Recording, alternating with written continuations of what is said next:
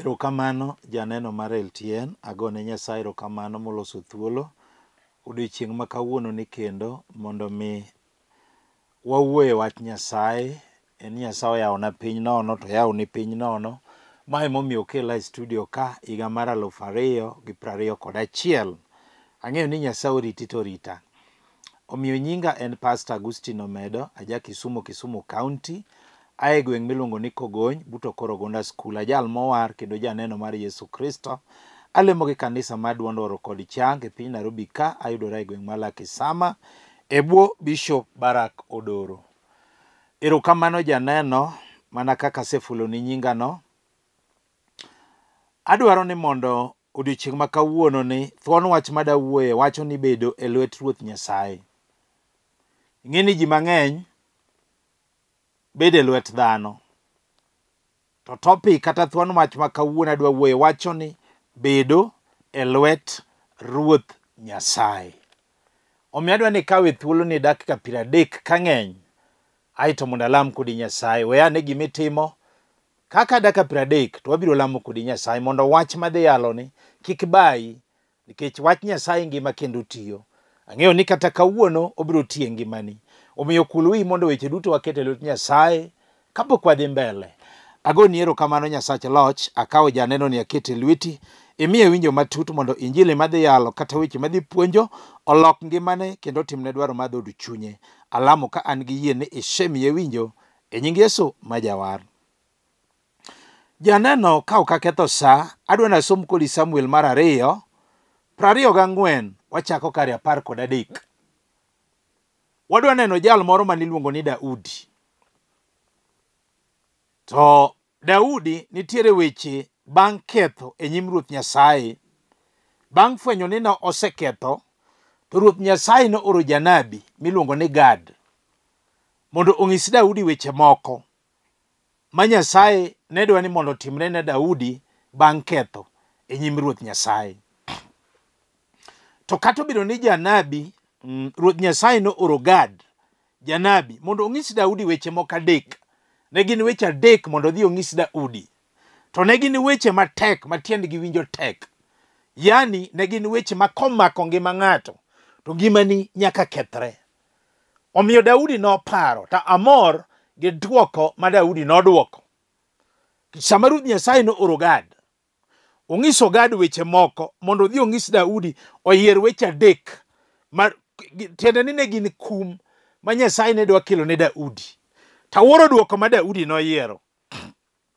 Omiyo wich adek gi ne onyiso Daudi niya, nonyiso Gad mondo odhi onyis Daudi niya, oyier weche adek. Mokwongo, kech omak pinye kuom higni 3. Mar 2, nonyiso Daudi mondo ring wasike kalawe kuom dueche 3. Mar 3, nonyiso Gad mondo odhi onyis Daudi ni oyier tho malit mabiro neko ndalo 3. To wechegi ne tek ne Daudi. Tawuoro wach ma Daudi noyiero. Nikech weche adek gi ne gin weche malit ma komako ngima ng'ato to ngima ng'ato nyaka kethre. Tamor gi duoko ma Daudi nodwoko Gad. Kendo afwenyo ni kata obedo ni kane Daudi ne nie masira kamano mang'ongo, to nowacho ni ber mondo obed e lwet Ruoth Nyasaye to ok lwet dhano. Omiyo adwa somo kodi Samuel mar 2:24 wachako kare. Samuel mar 2:24 wachako kare 13. Ndiko mar Nyasaye wacho niya, omiyo Gad nodhi ir Daudi mopenje niya, ere gima iyiero? Omiyo Gad nodhi ir Daudi mopenje niya, ere gima iyiero? Idwaro mondo kech omak pinyu kuom higni 3 koso? Idwaro ringo wasiki kuom dueche 3 kalawi koso tho mondo obed e pinyu kuom ndalo 3? Parane. inyisa aduok ne jal moora. Tiende ni magi weche adek mane tek mbele Daudi. Kata obedo ne en gi masira mang'ongo kamano, to Daudi ne oduoko wach moro ma simple. To 14 wacho niya, Daudi noduoko Gad niya, an gi masira maduong', to ber mondo abed e lwet Ruoth Nyasaye, nimar ng'wono ne duong' to ok abed e lwet dhano. Akia ni ng'ato be winja. Tiende niya, weche adek gi ne tek e ngima Daudi. Omiyo Daudi noduoko Gad niya, dog inyis jal moori niya, ni kata obedo ni an gi masira mang'ongo maduong', to ber mondo abed e lwet Ruoth Nyasaye to ok e lwet dhano. Tiende ni kata kawuono okinyi masani nitiere mama moro mobet, kata jaduong' moro, kata nyako moro mobet sani nena, kata kijana moro, kata nyathi sikul moro, kata chilier moro mobet makale masira moro mang'ongo. Samoro ne ok onindo otieno, weche tek kode kaka nobedo matek gi Daudi. To Daudi nofwenyo ni gima dhano nyalo onge, ber mondo obed e lwet Nyasaye. Kata obedo ne en gi masira mang'ongo, to nofwenyo ni ber mondo obed e lwet Ruoth Nyasaye. Samoro en tuo mosesani ndalo mathoth. Samoro en tich misemanyo ndalo mathoth. Samoro en nyathi emisemanyo ndalo mathoth. Samoro en dichuo emisemanyo ndalo mathoth. Samoro en kwe mar ot motamore betie emisedwaro ndalo mathoth to ok timre. Samoro en ot emisemanyo mondo mi igedi, pok otimore. Samoro en ohala mane ichako to lwar piny, onge breakthrough. Samoro isedwaro mondo mi Daudi odhi onyuomi dhok, otamore. Awuoyo gi ng'ama nie masira mang'ongo, mana kaka Daudi nofwenyo ni kata obedo ni ne en gi masira mang'ongo, to nofwenyo ni ber mondo obed e lwet Ruoth Nyasaye to ok e lwet dhano. Omiyo kinyi ma kawuono ni, ng'at ma wuoyogo sani kik ibed e lwet dhano. Daudi nofwenyo ni kar bedo e lwet dhano, dhano nyalo disappointe. Ma emomiyo ji mang'eny osebedo e lwet dhano. Kendo dhano oseng'ado ne ji riekni mathoth to ok konygi. Awuoro chung' tin ma Mungu nochweyo ni gima dhano nyalo onge. Winje timbe dhano. Dhano eri mana ka nitiere gima iyudo, oyudo kuomi. Kata kitiyo dhano nyalo eri, nikech nitiere gima oyudo, we tich orum, eking'e timbe dhano. Giringi te. Daudi nofwenyo ni ber mondo obed e lwet Ruoth Nyasaye to ok e lwet dhano. Awuoyo gi ng'ato kinyi masani. Adier dhano eri kingima, we koro mondo ibed matuo, idhi kata osiptal, idwaro pes bil mar osiptal, kata ng'at masudo iri onge, giringo te. Mit Nyasaye koro gimoro timre ni tho nen. Kore kana achunge sanduku, ane machunge dhiang', ane machunge chiemo mibiro cham kanyo te. Iwinjo her ng'ato kapod ngima. Daudi nofwenyo ni ber mondo obed e lwet Ruoth Nyasaye to ok e lwet dhano. Awuoyo dhano, timbe dhano. Dhano eri mana kithagori, we mondo mi kore yud tich, ginyalo loko gina taro ni intini sungori. Iwacho ni tijno wada, ineno tijno, neno tijno. Awuoyo timbe dhano. Daudi nofwenyo ni gima dhano nyalo onge. Samoro chiliel moro nena ka, we jaodi moro nindi mondo ing'e timbe dhano. Samitimo neno ka yuochi wacho ni minatino wabiro chung' kodi, kikedeo wabiro puonjo nyithindo, to bang' dweche adek giweyi kaka chiliel, kata ng'at masudo buti onge. Daudi nofwenyo, amor gi weche Daudi. Nofwenyo ni kata en gi masira mang'ongo, to ber mondo obed e lwet Ruoth Nyasaye to ok e lwet dhano, nikech dhano nyalo disappointi. Winje gima Isaya nowacho 2:22 ma ok adhi somo. Isaya no nowacho niya, kikigen kuom kikigen muma mar Isaya 22, Isaya 22 wacho niya, kikiket geno ni kuom dhano, nimar onge gima dhano nyalo. En gima nono mana ka muya mawuok e ni kare muya mawuok e umino nono madonje man gi value. Mane gima Isaya 2 kisomo 22 tibiro yudo. Daudi nofwenyo ni kata en gi masira mang'ongo to ber mondo bed e lwet Ruoth Nyasaye to ok e lwet dhano. Samoro ng'ato nene ka okinyi mama moro mane ok onindo otieno, jaduong' moro ne ok onindo otieno, nyako moro, kijana moro, chiliel moro, nyathi skul moro mane ok onindo otieno nikech ngimane okale wach moro matek koparo ngimane, kata koparo ngima ode, kata koparo dalane kaka chalo, to wacho adier ni pastor kare ber mondo abed e lwet Ruoth Nyasaye to ok e lwet dhano. Samoro en tuo misemanyo dakteche chang' onge, tinde ji luongi ni maiti mapok olandi, isemuonyo yath lokruok onge. Gini samoro ringe chogo, samoro ringe remo, samoro en wich bar mosiko, samoro en tuo mar asma, samoro en mar ndulume, samoro en tuo ma jachien noketo ni ok inyal chango. An ka mondo ajiwi ni mama, ber bed e lwet Ruoth Nyasaye to ok e lwet dhano, nikech gima dhano nyalo onge. Nyasaye biro changi kawuono. Onge gima tek mane osetamo Nyasach loch. Dwe mar 12 higa mane okalono, okelna kijana moro ma janeko manotimo form 4 last year, to neko gore kuome. Nyamin gi gochna ne pastor, ne winjo kiyalo e TV, lolo e TV, to owadwa nolokore janeko, nolal.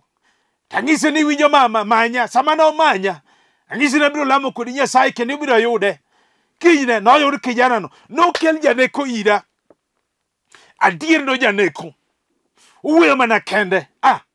Tawuoro ng'ato kobed e lwet Ruoth Nyasaye. Ne walamo kode Nyasach loch ma janeko wuok e oda kochango morwako wuoche. Chani ng'ato be winjo chudo ka. Ber bed e lwet Ruoth Nyasaye to ok e lwet dhano. Samoro en nyathi emisemanyo ndalo mathoth, otamore. Isewuotho nyaka osiptende matindo gi madongo, duoko onge. Samoro isemadho yath, duoko onge. Samoro imako to wuogi dweche adek, duoko tamore. Samoro osetimni operation, daktari wacho ni gigolo growth, emomo ni ting'o nyathi, duoko podi. Samoro oketi nyuol, tiduogo gi lweti nono. Gini dhi kod dhod chunyi. To kawuono Nyasaye wacho niya, Daudi noduoko Gad niya, an gi masira mang'ongo maduong', to ber mondo abed e lwet Ruoth Nyasaye to ok e lwet dhano. Tiende ni gima dhano nyalo onge. Kawuono kata nyathi mapodi bed abed e lwet Ruoth Nyasaye. Nyasaye kelo nyathi kawuono e yor ono, kendo ibiro ting'o. Ji osetimo neno, kata in bende ibiro bedo gi neno. Samoro en kwe ma isemanyo ndalo mathoth otamore, ok inyal bete. Iyuak Monday to Sunday, iyuak January to December, kwe otamore ot. Samoro dichuo riembi, kwe otamore ot. Samoro ng'ato ninde e sitting room, ng'ato ninde e bedroom. Samoro dhako noting'o misigo te, oting'o ot te, in kikendo to ting'o odi te. Kwe mar ot otamore. Kawuono ndiko wacho niya, bed e lwet Ruoth Nyasaye to ok e lwet dhano. Samoro chuori tiyo nigi pesa adier. Adier otiyo en gi pesa, to gima pesa ne nokonyigo onge. Iniluoko ne ji e kichiem. Iwacho ne jowadwa, ang'o matimore kit ngimane? Iwinjo, Daudi noduoko Gad niya, kata obedo ni an gi masira mang'ongo, to ber mondo abed e lwet Ruoth Nyasaye to ok e lwet dhano. Omiyo an bende ajiwi kawuono, kinyi ma kawuono ni mama, kata kwe otamore, kijana, kata kwe otamore ot, bed abed e lwet Ruoth Nyasaye. Nyasaye kelo kwe kawuono. Ang'isi aneno moro, chieng' moro mama moro. This is a true testimony. Higa mara paro ni en 2011, kaka manto ne en 2012. Ne wadhi lamo ne mama moro manolokore janeko. To nolokore janeko ni ene mamiyo neko ni notimore. En kende ema nokelo neko ni. Nikech muma wacho niya, chandruok ono ya ona, tuo be bia ni dhane makelo ne en chandruok. Mama ni nodhi kachuoga. Hora ne onge ot. Koko ne nie ot. To ng'ato ng'ado ne rieko. Dhano. Miwinja wewien. Ong'ado ne rieko nitiere mama moro. Utere ka juoga ni dhi miya yadhera. Adier ne gidhi. Momi mama ni yadhera. Ndio. Nomiye. Kanu duke ot. Ung'ise ni moko kete chiemo ne dichuo. Moko kete ne pi luok. Ka mama ni nobiro motimo kamano. Ing'e gima notimore. Ka piny ruto mama ni molokore janeko. Janeka dier moluongo wadwa alamone. Mano oter madhare. Kendo sama wayo pach uduogo. Totimo neno kuma ne odhiye. Mama ni nobede lwet dhano. Nogeno dhano. Manu alamone mama ni Nyasaye. Ma Nyasaye noketho chunje mag yath. Mano miye mondo mag hera. Mondo dhi oket ne dichuo. Daudi nofwenyo. Ni kata en gi masira mang'ongo. To ber mondo bede lwet Ruoth Nyasaye. To ok lwet dhano. Kawuono biro timore. Nikech ondike sa 9 kare 6. Ni nikech nonyuolnwa jawar. Adieri biro nyuolonwa wuowi. En maloch nobedi e lwete. Ne luong nyinge ni jabura ma ono. Nyasaye maratego. Wuoro manyaka chieng'. Omuge ne en ruodhi kwe. Manyalo kelo kwe odi. Ok yath. Wawuoye gi ng'ato mawacho dene pastor. Ji wacho ga ni an nayalo ng'ato. Ok ayal ng'ato. Roho Maler ema neni. Samoro ng'ato nena ka. Kato bedo ni dichwe misemanyo ndalo mathoth. To ok iyude. Maketho ni sa kende mirodhno godo. Itedi katia. In kodi gi adek. Tienda ni nyependo. Ng'ato ka ng'ato gi wuon gi. Winjo ga chani ng'ato be winja ka. Samoro kawuono in chi Kisumo. Orucha in chi Oyugis. Orucha in chi Ugenya. Mane kaka jachien oketi. Samoro yudo ng'ato. Muwachi ni kawuono to wakendore. Kochopo to wachno kethore. Nyimine me maluwi kel ng'eng'eyo. Maluwi no setedo te. Duoko podo tamore. Ajiwi kamo na wachi ni ya. Kato bedo ni gi masira mang'ongo. Mane okinindo tieno. Beda lwet Ruoth Nyasaye. To ok lwet dhano. Nyako moro chieng' moro winja kayale lolo TV kaka yalone. Ung'isa ni pastor. Awinjo weche miyalo. An mama na noriemba gi babana. Nikech pok adhi tedo. Nyimine na maluwa notedo te. An pok Nyasaye oyawona yo. Kora jogo gi dala. Kik iwe ni ok inyal jogo mamoni kata babani. Monyuoli. Inyalo jogo gi. To ne ng'ise ni winjo nyako. Beda lwet Ruoth Nyasaye to ok lwet dhano. Nikech ondike muma. Zaburi 107 kar 4. Ni jomoko nobaye ba thim. Ne ok inyal yudo mier ma ginyalo dakie. Kech nokayogi. Mariyo noloyogi. Migeno mane gigo norumo. Ni to kane gin e chandruok kamano. To ne giywak ni Nyasaye mondo konygi. Mi ogologi e chandruok gino. Ne otelo negi e yo mochikore ter. Nyaka ne gichope dala ma ginyalo dakie. Nyako ni nie ode kendo nigi nyathi achiel. Biwinjo ka geno kuom Nyasaye nigi matunda. We geno kuom dhano. Samoro ng'ato nena ka kata tiche manorumo. Kata tiche misemanyo to ke yude. Ing'isi ni kuja kesho. Ing'isi na kuna kazi. In gi papers. In ikawo ji to ino kawi. Ji yudo promotion to ino ke yude. Ji yudo promotion ok yude. In tino keti nyaka tich mane ok isomo. Iwinjo. Beda lwet Ruoth Nyasaye. Kik ibede lwet dhano. Nikech matunda yudore ka ng'ato geno kuom Nyasaye. Kijana moro biro ira. Osemanyo tich mamanyo tich olokore tich. Ung'isa ni pastor an gi papers. To kanyal yudo tich akia gima timore ket ngimana. Na ng'ise ni winjo kijana. Bede lwet Ruoth Nyasaye. Kik ibede lwet dhano. Ung'isa ni pastor nadhi kamoro. Jal moro ne dwaro 20,000 ka miya tich. Na onge godo. Na ng'ise ni winjo kijana. Nitiere Nyasaye machiwo free of charge. Ne walamo Nyasaye. Kijana ni noyudo tich. Kendo gimane nolokore nyaka kawuono. Atani ng'ato be winjo mawacho dene pastor. Awinjo duond Nyasaye. Awacho ni kata dhane misemanyo. Kata dhake misemanyo ndalo mathoth. Ipango mondo mi kendi to kepore. Ipango mondo mi kendi chunyi chido. Ipango mi date. Mi wachne higa ni takendo. Ka ochopo to wachno ruchore. Awuoyo gi ng'ato kasani. ma samoro ni kendo to noting'o ot te. Ng'eni giting'o ga nyaka udi. Ma kiduogo to samoro hodi nyalo rwenyi. Iwinjo muma wacho niya, bed abeda e lwet Ruoth Nyasaye, nikech Nyasaye miyi ng'etni kawuono, kendo chiegi manodhini duogo kawuono e nying Yesu. Kata bed ni en ohala mane ichako to nopodho. Samoro ichako to chunyi chida chida, ni iketo omena nopodho, ni iketo rech nopodho, ni iketo samaki nopodho, ni iketo nyanya nyaka lot nopodho, ni iketo nyaka iuso lewni, samoro ni iuso wuoch, kata ng'at mapinjo gik miuso go onge. In ema gope tindo luori. Ionge kwe nikech gope. Samoro ni kao nyaka lo niketo ohala nonyumore. Samoro ni yao duka, ni yao M-Pesa, ni in gi hardware, mago nopodho te. Iwinjo Daudi nong'iso Gad niya, kata obedo ni an gi masira mang'ongo, to ber mondo abed e lwet Ruoth Nyasaye to ok e lwet dhano, nikech ohala manolwarni kawuono biro chung' e nying Yesu. Kijana moro timona neno ni pastor, na yawo hardware kidwa na yawo workshop, ne en fundi mang'ongo maloso ng'ula, magik moloso iwe mana nobedo imported. Tawuor nie ni kata ng'at mane obiro motimona neno, kata ng'at mane penjo gik moloso onge. Onyalo loso gimoro, ntiro tanda moro mane oloso kanyo mane otieko higa achiel, kata ng'at monyiewo onge. Mano gima jachien notimo.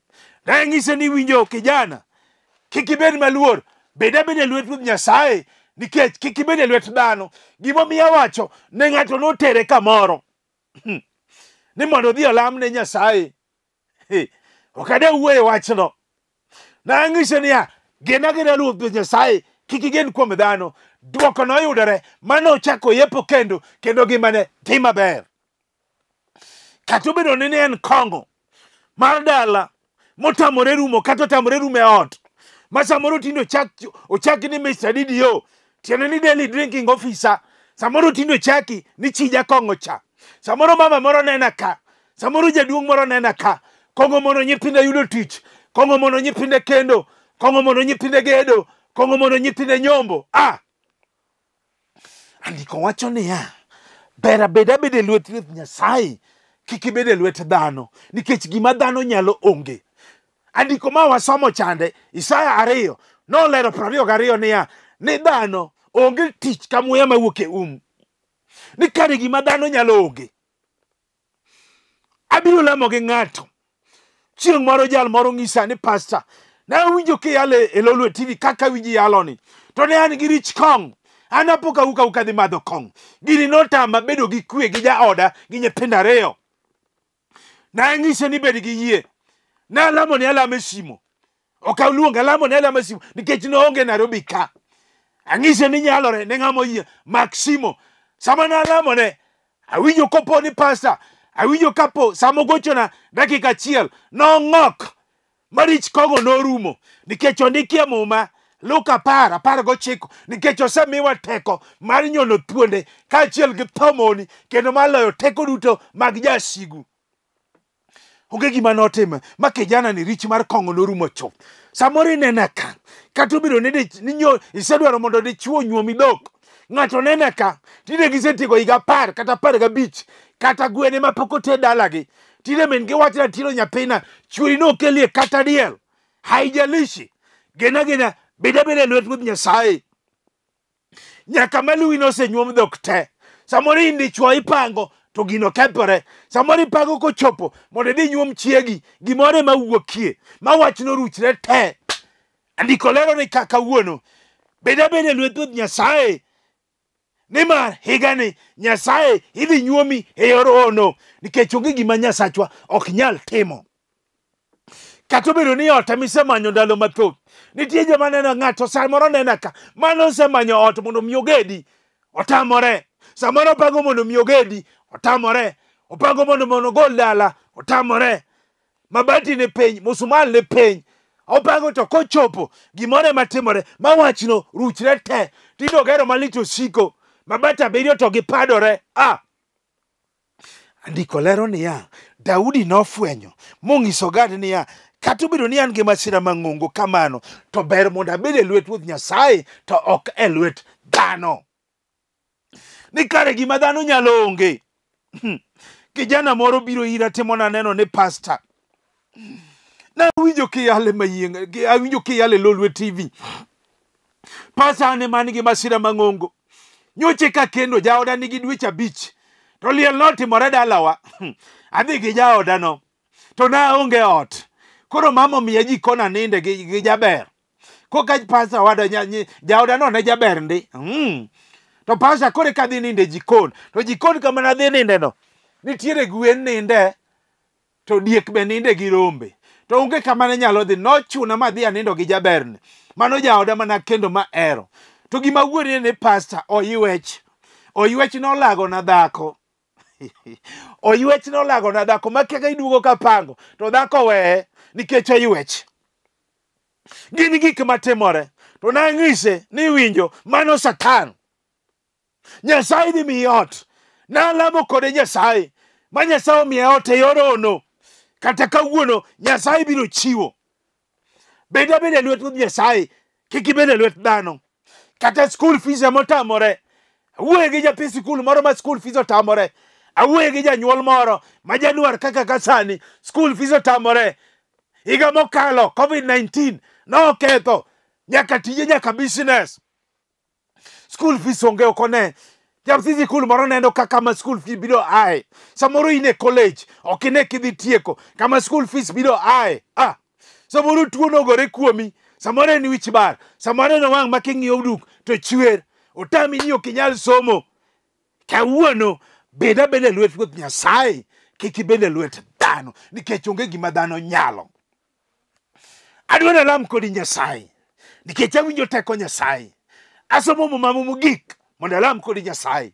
Asomo Luka 18:27. Andiko wacho niya.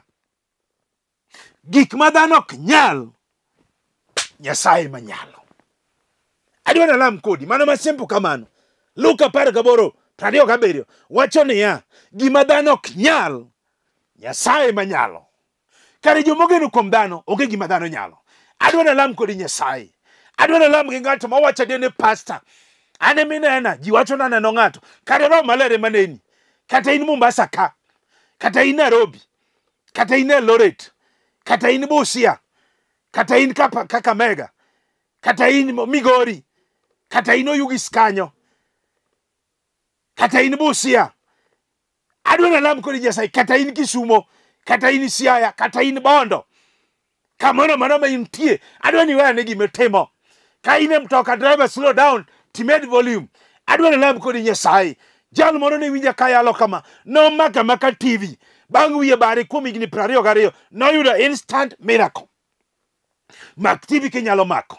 Kinyalo gocho gi penye te go. Nikech andiko wacho niya, Nyasachwa bade ok chiek be itiyo kodino. Walamo. Agoni ero kamano Nyasaye. Akaw mama ni akete lweti. Akaw jaduong' ni akete lweti. Akaw nyako ni kijana ni chiliel ni nyathi sikul ni akete lweti Nyasaye. Ber mondo bede lweti to ok lwet dhano. Dhi kama entie itim ne dwaro madhod chunye. Alamo ka an gi yie ni timone e nying Yesu majawan. Janeno mana kaka wacho ni nyinga en Pastor Agustino Omedo. Aja Kisumo County. Ae gweng' miluongo ni Kogony, buto Korogonda School, ajal mowar kendo janeno mar Yesu Kristo.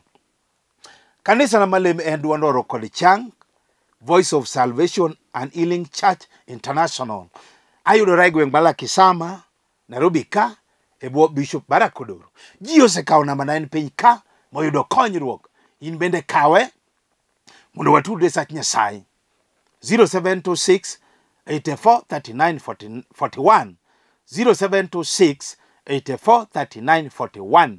Namba na machielo and 0750 38 34 99. 0750 38 34 99.